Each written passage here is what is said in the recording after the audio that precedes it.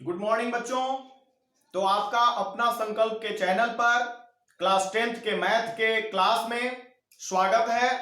हम लोग द्विघात समीकरण के एक्सरसाइज 4.3 पढ़ रहे थे। बच्चों, हमारा यह सलाह है आपको कि आप लोग जब इस वीडियो को देखते हैं और देखने के बाद आपको लगता है कि गणित हमको समझ में आ रहा है, इतना ही पर्याप्त नहीं है। आप लोग जब यह समझ लेते हैं तो फिर आप जरूर फेयर का कॉपी एक बनाएं और उसमें खुद से इन सारे प्रश्नों को सिस्टमैटिक एक्सरसाइज वाइज खुद से बनाएं। और बनाने के दौरान आप देखेंगे कि कई बार आप उसको सॉल्व करने में आप फंस रहे हैं, आपको परेशानियां हो रही है। तो उस समय पुनः आप उस वीडियो पर जाएं और पुनः उसको देखें कि कहां आपको अड़चन आ रही है, कहां परेशानी आ रही है, सर ने कैसे बताया आपको। तो वहां पर जब आप उसको देखेंगे और खुद से सॉल्व करके फेयर बनाएंगे, तब हम समझते हैं कि इस वीडियो का और गणित के लेसन का आपको सही लाभ मिल पाएगा।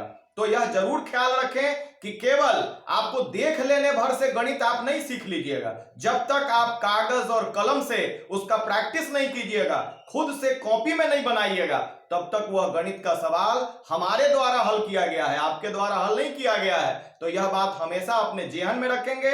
आप इसका एक्सरसाइज हमेशा कॉपी और कलम से बनाएंगे और एक्सरसाइज 1 से इसका पुनः प्रैक्टिस शुरू कर दें। और जहां प्रॉब्लम हो आप वीडियो को पुनः देखें और सीखें, जाने, समझें।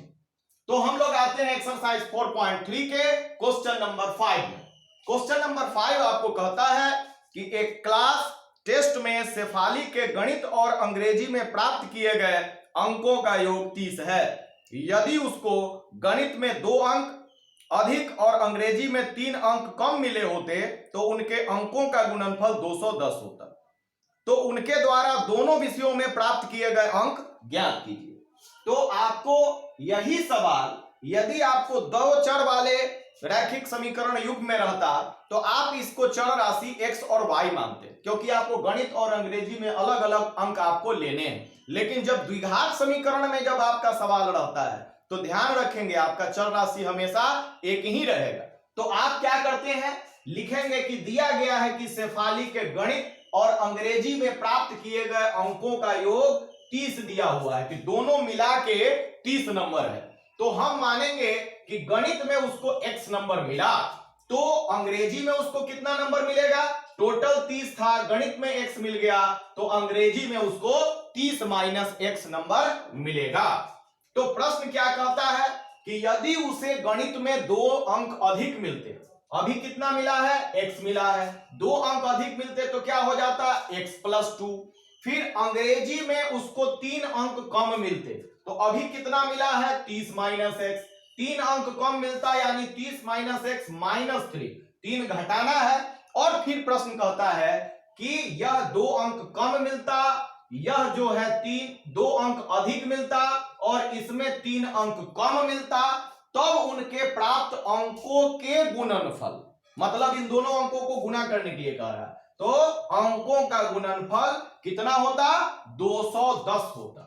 तो प्रश्न के हिसाब से इसको हमने सेट किया है, 2 अंक अधिक 3 अंक कम, गुणनफल, और गुणनफल जो है 210।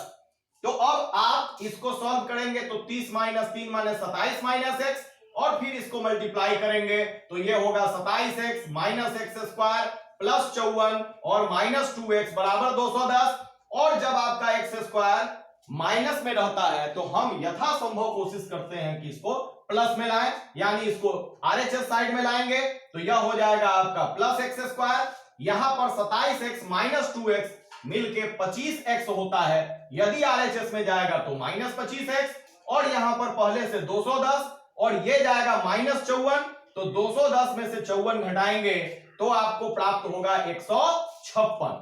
तो आपको यह द्विघात समीकरण का मानक रूप प्राप्त हुआ। अब आपको d निकालना है, d बराबर b² माइनस 4ac, x के गुणांक को b कहते हैं यानी माइनस 25 का स्क्वायर, a का मतलब है x² का गुणांक 1 और c का मतलब है अचर पद 156, मान रखा इसका स्क्वायर 625 माइनस इसको मल्टीप्लाई करने पर 624, यानी आपको d बराबर 1 प्राप्त होता है। और हम देखते हैं कि यह पॉजिटिव राशि है, यानी आप इसका मूल ज्ञात कर सकते हैं। तो जब आपको यह पॉजिटिव आता है तो फिर इसका जो द्विघाती सूत्र है उसको लिखते हैं minus B plus minus root under D बटा 2a। बी के जगह पर -25 रखेंगे और यहां पर डी का वैल्यू 1 रखेंगे, ए के जगह पर 1 रखेंगे। सारा मान रखने पर यह माइनस माइनस प्लस 25, 1 का वर्गमूल 1 और 2 एक बार जोड़ेंगे तो 26 बटा 2, एक बार घटाएंगे तो 24 बटा 2। तो x का मान आपको प्राप्त होता है 13 और 12। तो बच्चों यहां x क्या था? गणित में प्राप्त अंक था। तो जब गणित में आपको 13 अंक प्राप्त होते हैं तो अंग्रेजी में कितना अंक प्राप्त होगा? 30 माइनस 13 यानी 17। दूसरी स्थिति होगी जब गणित में प्राप्त अंक 12 लेंगे हम, तो उस स्थिति में अंग्रेजी में प्राप्त अंक 30 माइनस 12 यानी कि 18 प्राप्त होगा। अब अगला प्रश्न है प्रश्न संख्या 6 कि एक आयताकार खेत का विकर्ण उसकी छोटी भुजा से 60 मीटर अधिक लंबा है। यदि बड़ी भुजा छोटी भुजा से 30 मीटर अधिक हो तो खेत की भुजाएं ज्ञात करें। तो हम मानेंगे कि माना कि आयताकार खेत की छोटी भुजा x मीटर है। क्यों? क्योंकि लिखता है कि खेत का विकर्ण उसकी छोटी भुजा से 60 मीटर अधिक लंबा। तो जिससे कहेगा यानी छोटी भुजा से बोला तो छोटी भुजा को हम x मानेंगे और विकर्ण जो है छोटी भुजा से 60 मीटर अधिक लंबा है, इसलिए विकर्ण आपका x प्लस 60 हो जाएगा। साथ ही इसी प्रश्न में कहता है कि यदि बड़ी भुजा छोटी भुजा से 30 मीटर अधिक लंबा हो तो बड़ी भुजा भी आपका निकल जाएगा। छोटी भुजा से 30 अधिक है यानी x प्लस 30 मीटर इसकी बड़ी भुजा हो गई। तो हम यहां पर एक ड्रॉ करते हैं इस खेत को। यह खेत है, इसकी छोटी भुजा x है और बड़ी भुजा आपका x प्लस 30 है और इसका विकर्ण आपका x प्लस 60 है। तो आप देखते हैं कि यहां पर आपका एक समकोण त्रिभुज बन रहा है, क्योंकि आयत का जो प्रत्येक कोण होता है वो 90 डिग्री होता है।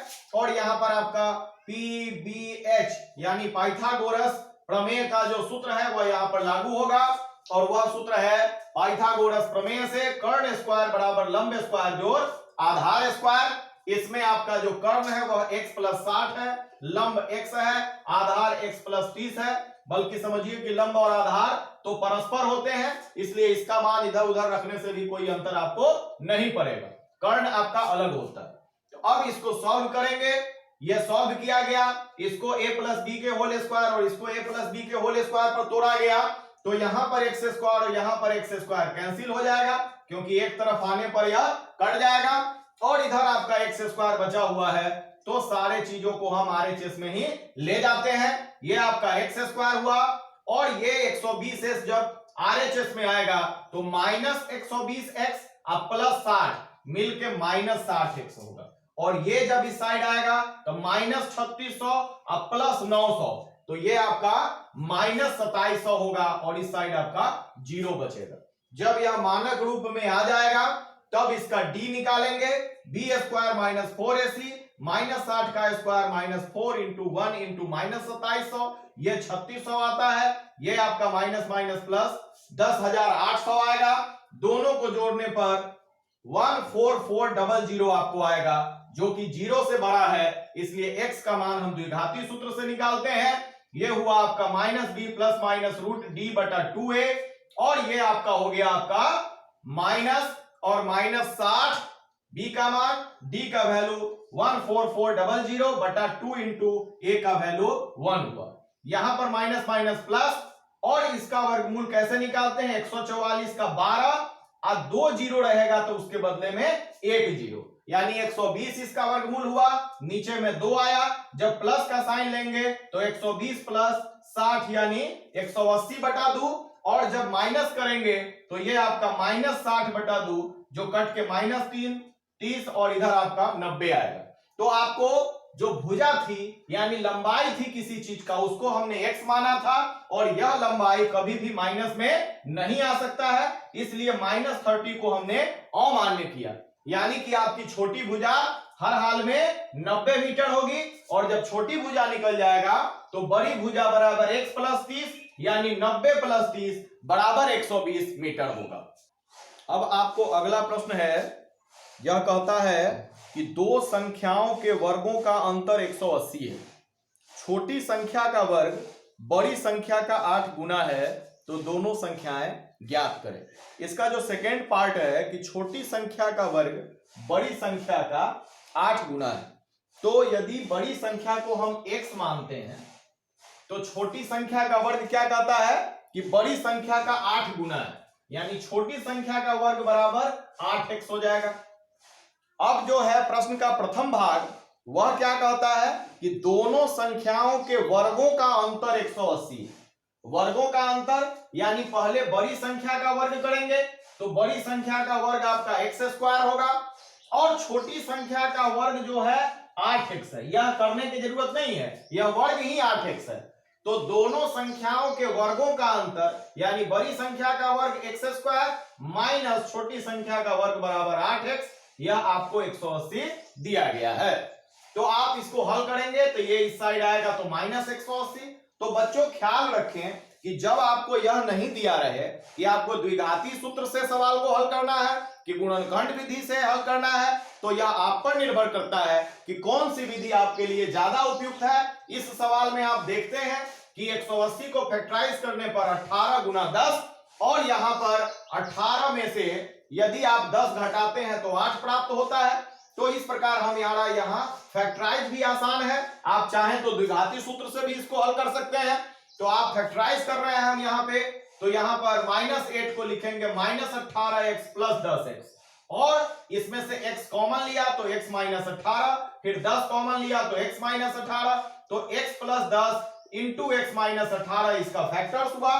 बारी बारी से 0 के बराबर करेंगे तो यहां पर आपको x बराबर -10 और यहां से x बराबर आपको 18 प्राप्त होता है। ध्यान देंगे जब x का मान निगेटिव होगा तो बड़ी संख्या तो यदि निगेटिव हो सकती है, लेकिन जब छोटी संख्या का वर्ग करेंगे तो यहां 8 गुना -10 होगा यानी -80 आपको प्राप्त होगा। तो ध्यान देते हैं कि जब किसी भी चीज का वर्ग जो है वह कभी भी निगेटिव नहीं हो सकता है, तो यहां पर इसका वर्ग निगेटिव आ जा रहा है, इसलिए जो यह माइनस का मान है इसको हम छोड़ देंगे, अमान्य कर देंगे और हमारा जो मान हमको लेना है वह x बराबर 18 लेना है, यानी बड़ी संख्या आपको 18 प्राप्त हो जाता है। तो बड़ी संख्या 18 और छोटी संख्या का वर्ग बराबर 8x था, यानी 8 गुना 18 यानी 144।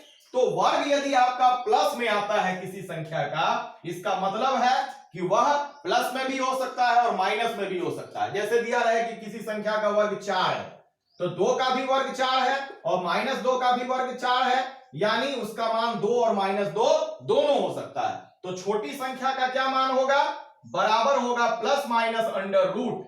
जब x² बराबर कहीं दिया रहे 4 तो आप x का मान कैसे निकालते हैं, प्लस माइनस अंडर रूट 4 यानी प्लस माइनस 2।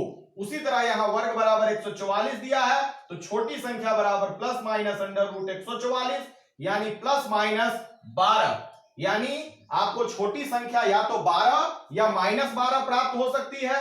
तो आपका 2 मान आया, बड़ी संख्या 18 तो छोटी संख्या 12, बड़ी संख्या 18 तो छोटी संख्या -12। इस तरह से यह प्रश्न आपका समाप्त हुआ। आगे हम अगले दिन पढ़ेंगे। तो बच्चों आप इसके साथ जुड़े रहें और इस चैनल का लाभ उठाते रहें। धन्यवाद।